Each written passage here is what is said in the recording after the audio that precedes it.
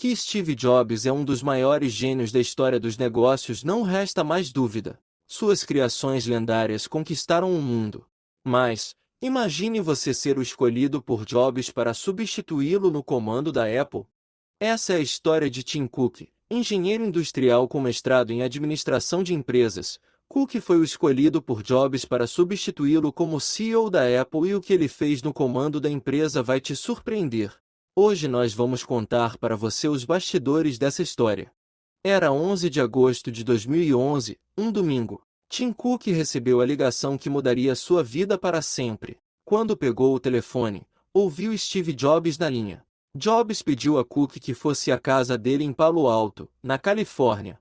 Cook, surpreso com a ligação, perguntou quando deveria ir e já teve noção da seriedade da conversa quando Jobs prontamente respondeu: agora.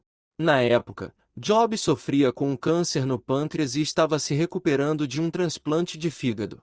Ao chegar na casa de Steve Jobs, Tim Cook ouviu o fundador da Apple dizer que o queria no cargo de CEO. O plano de Jobs era passar o cargo para Cook, se afastando do dia a dia dos negócios e se tornando presidente do conselho de administração da empresa. Embora estivesse muito doente, Cook e ele acreditavam que Steve Jobs ainda teria bastante tempo de vida. Semanas antes dele convidar Cook para assumir a função, Jobs falava seguidamente que venceria o câncer. Ele tinha certeza que se curaria. 2 semanas após essa conversa na casa de Steve Jobs, Tim Cook seria anunciado oficialmente como o novo CEO.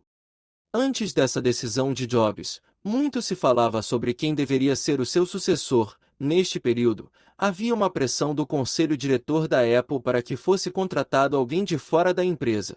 No entanto, todos sabiam que o conselho aceitaria qualquer um que Steve Jobs escolhesse para a função e Jobs queria alguém de dentro da empresa, que entendesse a cultura da Apple e Jobs acreditava que a escolha perfeita para a função seria Tim Cook, que estava na empresa há 13 anos. Cook havia sido contratado em 1998 como vice-presidente sênior de operações mundiais.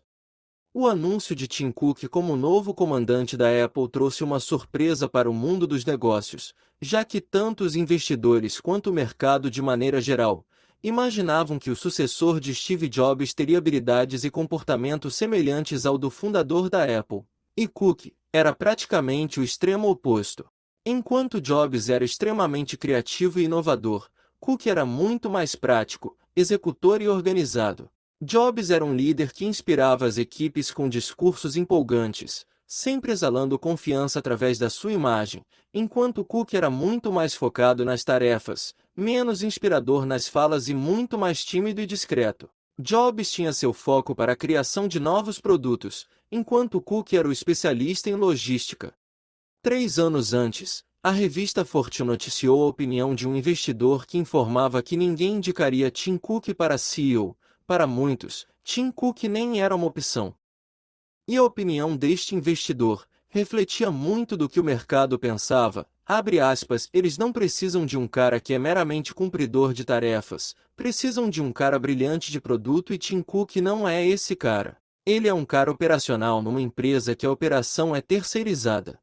Mesmo contrariando a opinião de investidores e de diversos especialistas, o conselho aprovou a nomeação de Tim Cook e o mesmo assumiu a Apple em 2011 até os dias atuais. Infelizmente, apenas um mês após Tim Cook ter assumido o comando da empresa, Steve Jobs faleceu, criando comoção em diversas partes do mundo. Morreu Steve Jobs. O anúncio da morte do ex-presidente executivo da Apple foi feito pela própria companhia no seu site da internet. Jobs cofundou a Apple em 1976 e deixou...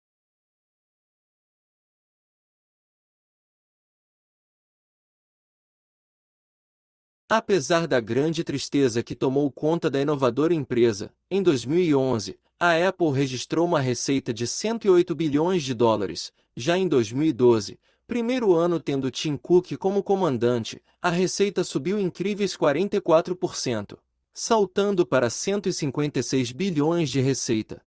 Já o lucro líquido da Apple saltou de 25 bilhões de dólares em 2011 para 41 bilhões de dólares em 2012, quando Cook completou seu primeiro ano inteiro à frente do negócio.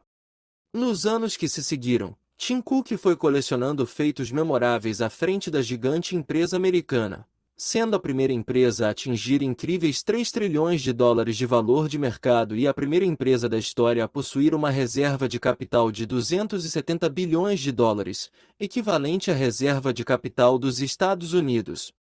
Para se ter comparativo, a gigante brasileira WEG tem valor de mercado estimado em 30 bilhões de dólares, enquanto a Apple chegou à marca de 3 trilhões.